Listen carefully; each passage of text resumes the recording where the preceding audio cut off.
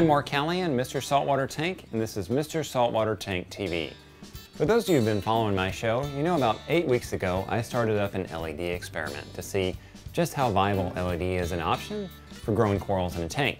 Well, it's been 8 weeks now, and we've seen some changes between the halide tank and the LED tank, so I want to take you out to my friend Mike's house to give you an update on the LED experiment and revisit Fat Jack. Mike, it's been 2 months. Looks like we're short a couple frags. Tell me what we still have and what we've lost in Fat Jack. Well, what we lost between the two tanks was the hot pink millie and the maricultured watermelon millie.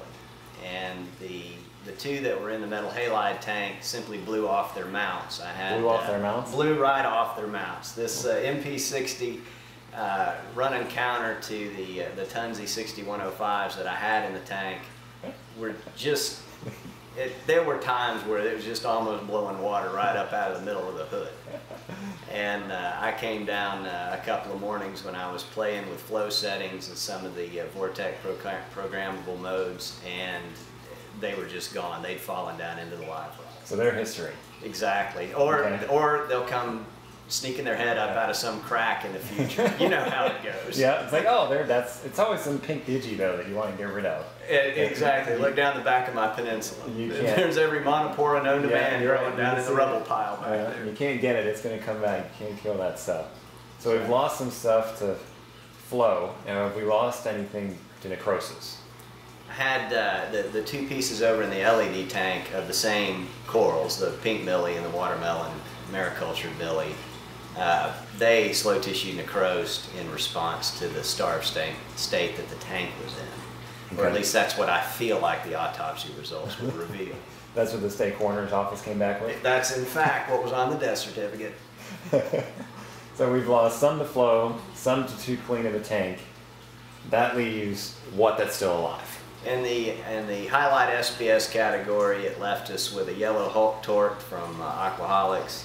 It left us with the Reef Exotic frag, and it left us with the Emerald Staghorn Acro that has been growing in my tank for about 3 years now. But I am seeing both pieces of Vendata that I got from Vivid that I gave you. Yes. Both of those are still with us. Been able to keep the low light players, the 4 low light players. The Hydenoptera frag managed to reach out and touch the red chili pepper monty over in the halide tank. They got in a fight, huh? Just listen, nothing's ever going to win against that green Hydenoptera. That is some mean stuff. The devil coral. You can't kill it, but it'll kill everything around it. Okay, so that leaves chalices. How are they doing? The chalices have done well. They also were struggling in the 0-0-0 environment. But like I said, as those levels have come back up and everything has improved, they're doing great. They're doing great. Now I realize at this point the big question on your mind is, well, Mark, what is the gross differences between the frags in the LED tank and the frags in the halide tank? Well, we have seen some differences and I'm about to show you them. But keep 2 things in mind before you go draw off a bunch of conclusions about what I'm about to show you. Number 1, Mike's tank went through a period of sustained stress. We actually got the tank too clean. So during that time, corals were more concerned about living than they were about growing. And number 2, 8 weeks isn't very long time in the coral growth timeline. For me, 8 weeks is about enough time for me to look at a coral and say, it likes where I put it and it's going to make it in my tank.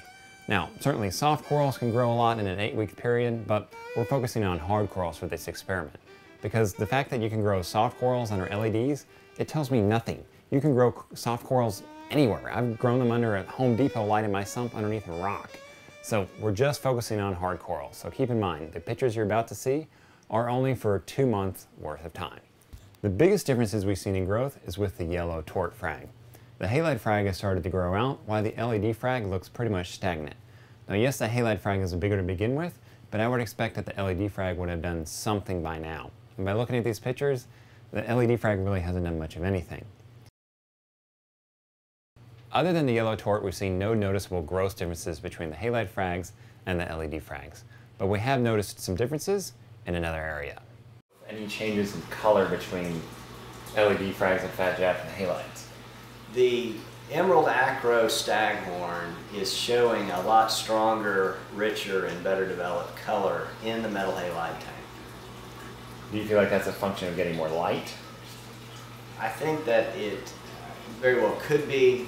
However, we were careful to place these pieces in positions in the tank that had similar par readings. So I don't know that, even though there's 800 watts of light over this 4 feet and 1 brick's equivalent over this 2 feet, I don't know that saying one's getting more light than the other really is true, given what our par meters say.